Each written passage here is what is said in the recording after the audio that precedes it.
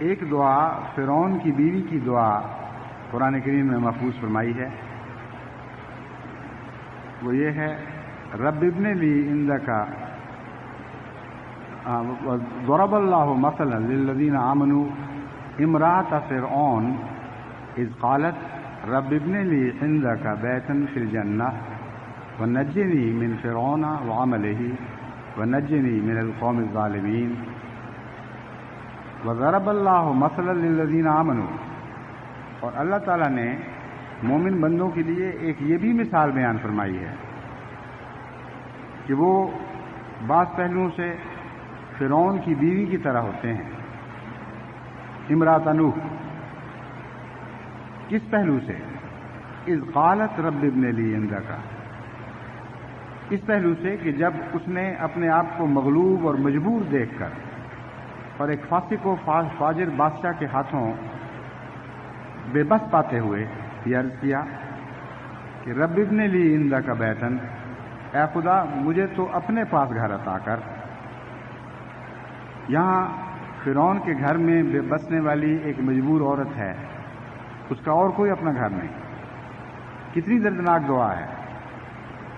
اس نے اپنے سارے دکھوں کا تصور کر کے کہ میں خدا کی عبادت کرنا چاہتی ہوں، میں نیک بننا چاہتی ہوں، مگر ایک ظالم کے گھر میں ڈالی گئی ہوں، جو ایسا ظالم ہے جو بڑے ایک عظیم الشان سلطنت پر حکومت کر رہا ہے اور ساری قوم اس سے ڈر رہی ہے۔ اس کے گھر سے نکل کر جاؤں بھی تو کہاں جاؤں؟ اس لیے دنیا کا کوئی گھر مجھے پناہ نہیں دے سکتا۔ یہ مضمون ہے۔ عرض کرتی ہیں رب ابن لی عندک بیتا فی الجنہ، اے خدا مجھے تو اپنے پاس جنت میں گھر بنا دے، ونجنی من فرعون وعملہ، مجھے فرعون سے بھی نجات بخش اور اس کی بدعمالیوں سے بھی نجات بخش، ونجنی من القوم الظالمین، اور مجھے ظالموں کی قوم سے نجات عطا فرما۔ بس مومنوں پر بھی ایسی کیفیت آتی ہے کہ وہ بے بس ہو جاتے ہیں۔ ایک ایسے ملک میں بستے ہیں جہاں کا بادشاہ ظالم ہے، جہاں کی قوم ظالم ہے، وہ وہاں سے نکل کر جا نہیں سکتے۔ جو نکل کر جا سکتے ہیں وہ تو ہجرت کر جاتے ہیں، مگر ایسے بھی کمزور ہیں جیسے فرعون کی بیوی ہے، وہ نہ گھر سے نکل سکتی ہے نہ ملک سے نکل سکتی ہے، ایسے بے بس بھی ہیں۔ ان کے لیے بھی خدا تعالیٰ نے دیکھیں کیسی نجات کے سامان مہیا فرما دیے۔ قرآن کریم میں ایک ایسی دردناک دعا لکھ دی جس کے نتیجے میں ایسے بے بس لوگ بھی فیض پا جاتے ہیں اور براہ راست خدا سے نجات کی راہیں مانگتے ہیں اور یہ عرض کرتے ہیں کہ اس دنیا کے گھر کی کیا بات ہے، ہمیں جنت میں اپنے حضور گھر عطا فرما۔ حضرت نوح علیہ السلام کی ایک اور دعا ہے جو بہت ہی دردناک ہے، اور اس میں بہت تفصیل کے ساتھ یہ نقشے کھینچے گئے ہیں کہ حضرت نوح علیہ السلام نے اپنی قوم کے لیے کیا کیا کچھ کیا۔ بعض لوگ پیغام پہنچانے کے بعد جب دیکھتے ہیں کہ پیغام کو قبول نہیں کیا گیا یا ان سے حقارت کا سلوک کیا گیا تو بددعا میں بے حد بے صبری کرتے ہیں۔ وہ سمجھتے ہیں کہ اچھا اس نے ہماری بات نہیں مانی، رد کر دیا، اب دیکھو خدا کا عذاب اسے پکڑے گا۔ یہ بالکل جاہلانہ اور بچگانہ باتیں ہیں اور غیر مومنانہ باتیں ہیں۔ خدا کے انبیاء کی طرز اس سے بالکل مختلف ہے۔ وہ پیغام رسانی کی حد کر دیتے ہیں، اس طرح پیغام پہنچاتے ہیں کہ عام انسان اس کا تصور بھی نہیں کر سکتا، اور پھر ناکام اور نامراد، بظاہر ناکام اور نامراد ہونے کے باوجود وہ خدا سے عذاب نہیں چاہتے، یہاں تک کہ اللہ تعالیٰ خود ان کو بتائے کہ کسی قوم کا کیا انجام ہونے والا ہے۔ اب دیکھیں حضرت نوح نے کس طرح دعوت اللہ کا حق ادا کیا تھا۔ امریکہ میں مجھ سے بار بار یہ کہا گیا ہے کہ ہم نے تو دعوت اللہ کا حق ادا کیا، لوگ سنتے ہی نہیں، مگر کیا آپ نے اس طرح کیا جس طرح حضرت نوح بیان کر رہے ہیں؟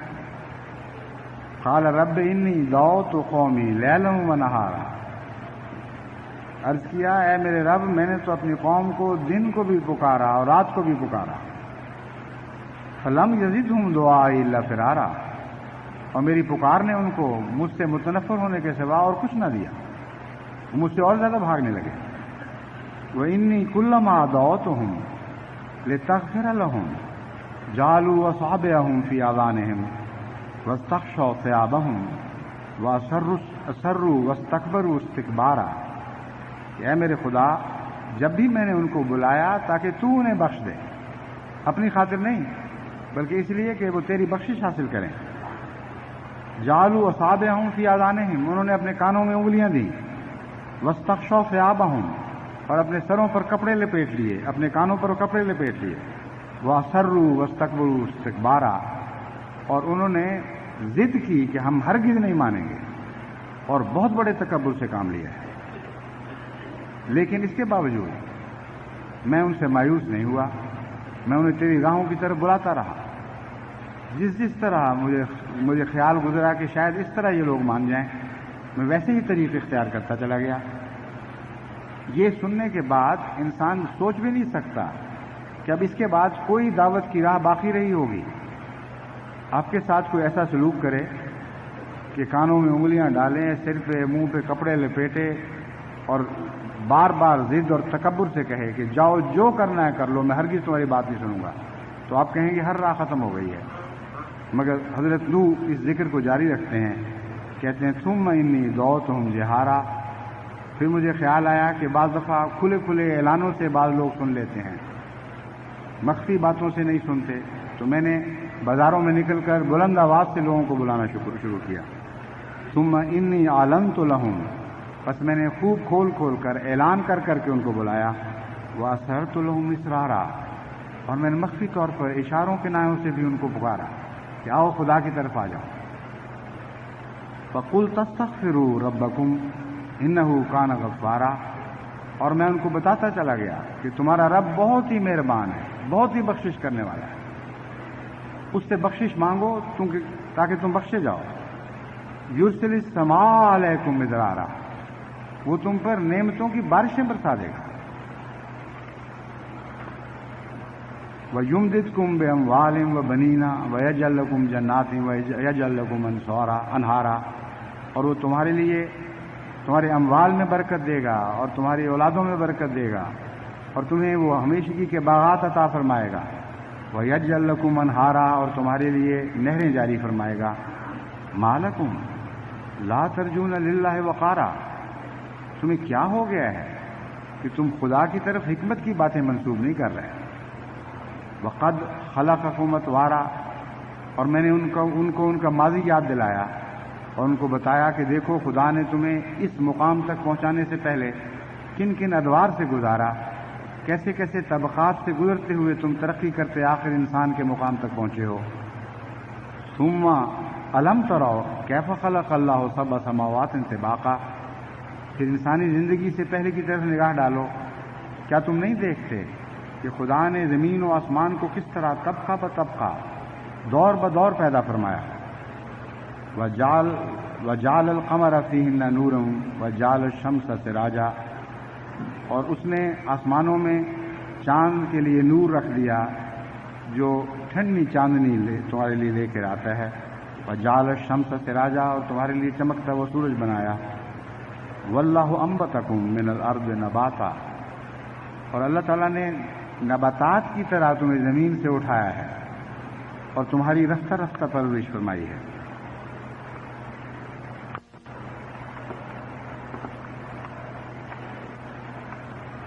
ثم یعیدکم فیہا ویخرجکم اخراجا، لیکن یاد رکھو کہ بالآخر تم اسی مٹی میں ملا دیے جاؤ گے اور اسی مٹی سے ایک دن نکالے جاؤ گے۔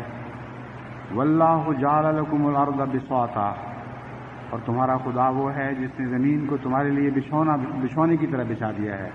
لتسلکوا فیہا سبلا فجاجا، تاکہ تم اس زمین پر کھلے کھلے رستوں پر قدم آگے بڑھاؤ۔ قال نوح رب انہم مسونی واتبعوا من لم یزدہ مالہ وولدہ الا خسارا، اے میرے خدا یہ سب کچھ کرنے کے باوجود انہم مسونی، یہ پھر بھی میرا انکار کرتے چلے جا رہے ہیں۔ واتبعوا، اور اس کی پیروی کرتے ہیں، من لم یزدہ مالہ، ایسے ظالموں کی پیروی انہوں نے کی ہے جن کو ان کے مال نے اور ان کی اولاد نے گھاٹے کے سوا کچھ نہیں دیا۔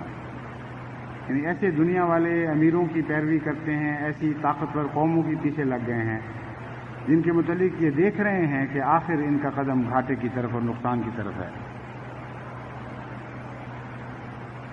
وہ مکروا مکرا کبارا، اور میری نیکیوں کے جواب میں یہ اپنے مکر میں بڑھتے چلے گئے، یہاں تک کہ بہت بڑے بڑے مکر میرے خلاف استعمال کیے۔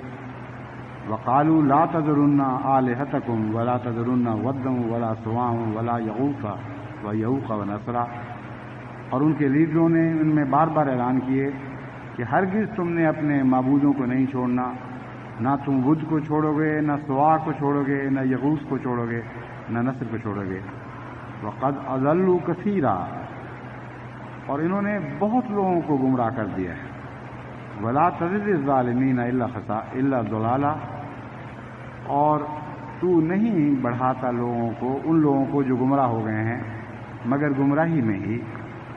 یعنی تیری تقدیر اس طرح کار فرما ہوتی ہے کہ جو لوگ گمراہی میں بڑھنے پر ضد کرتے ہیں تو ان کو پھر موقع دیتا ہے کہ وہ گمراہی میں آگے بڑھتے چلے جائیں۔ مما خطیئاتہم اغرقوا فادخلوا نارا فلم یجدوا لهم من دون اللہ انصارا۔ اللہ تعالیٰ فرماتا ہے بس ان کی خطیئات کی وجہ سے، بے شمار گناہوں کی وجہ سے وہ آگ میں داخل کیے گئے۔ وَلَمْ يَجِدُوا لَهُم مِّن دُونِ اللَّهِ أَنصَارًا، اور خدا کے سوا ان کو کوئی مددگار پھر نظر نہ آیا، یعنی کوئی مددگار ان کے کام آ نہیں سکتا تھا۔ وَقَالَ نُوحٌ رَبِّ لَا تَذَرْ عَلَى الْأَرْضِ مِنَ الْكَافِرِينَ دَيَّارًا، تب نوح نے کہا کہ اے خدا اب کافروں میں سے اس زمین پر کوئی باقی نہ چھوڑ۔ یہ جو دعا ہے یہ سب کچھ کرنے کے بعد کی دعا ہے، اس سے پہلے کی نہیں ہے، اور اس کی وجہ بیان کی گئی۔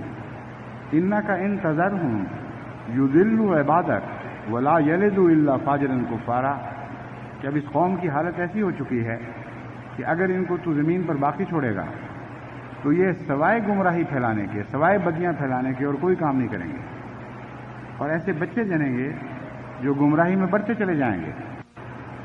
رب اغفر لی ولوالدی، اے میرے رب میری بھی بخشش فرما، میرے والدین سے بھی بخشش کا سلوک فرما۔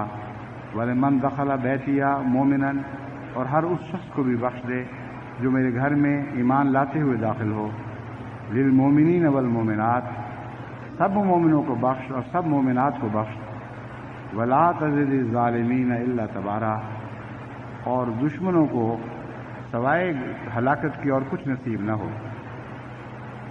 یہ وہ دعا ہے جس کے نتیجے میں اللہ تعالیٰ نے پھر وہ مشہور بارش برسائی اور زمین نے اپنے چشمے اگلے، یہاں تک کہ وہ طوفان نوح آیا، وہ عظیم سیلاب جس کے متعلق کہا جاتا ہے کہ اس نے ساری دنیا کو اپنی لپیٹ میں لے لیا۔ مگر میں پہلے بیان کر چکا ہوں کہ قرآن سے قطعی طور پر ثابت ہے کہ یہ سیلاب ساری دنیا میں نہیں آیا، بلکہ صرف نوح کی قوم پر آیا ہے جو کہ ایک محدود علاقے میں بستی تھی، اور صرف وہی لوگ ہلاک کیے گئے جن کا ذکر ان آیات میں ملتا ہے، جن کو حضرت نوح نے کامل طور پر پیغام پہنچا دیا تھا، اور اس پیغام کو ہر طرح سے، ہر پہلو سے سننے اور سمجھنے کے باوجود انہوں نے حضرت نوح کا انکار کیا۔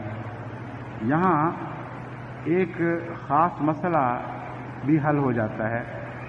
لوگ یہ کہتے ہیں کہ قانون قدرت بارشیں برساتا ہے، قانون قدرت ہی ہے جس کے نتیجے میں بعض دفعہ زمین سے چشمے ابلنے لگتے ہیں، تو کیسے کہا جا سکتا ہے کہ یہ عذاب الہی ہے؟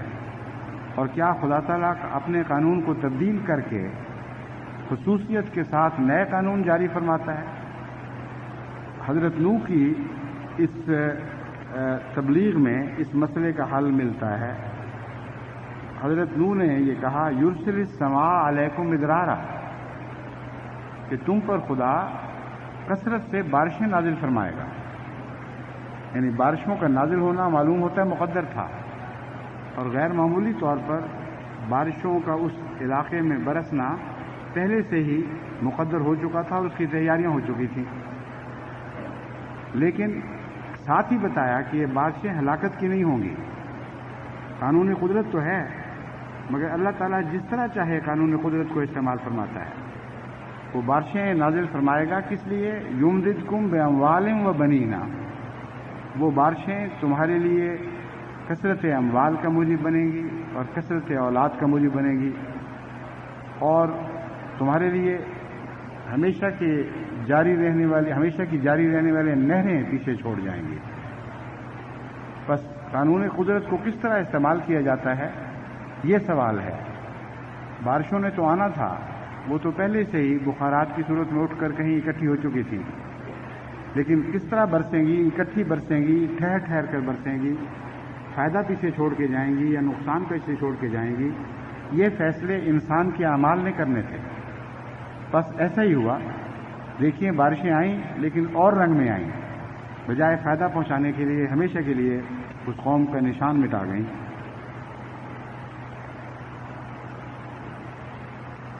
یہ دعا لی گئی ہے سورہ نوح آیات 6 تا 29، یعنی اس میں یہ سارا مضمون بھی بیان ہے ان آیات میں، اور وہ دعا بھی اس میں شامل ہے۔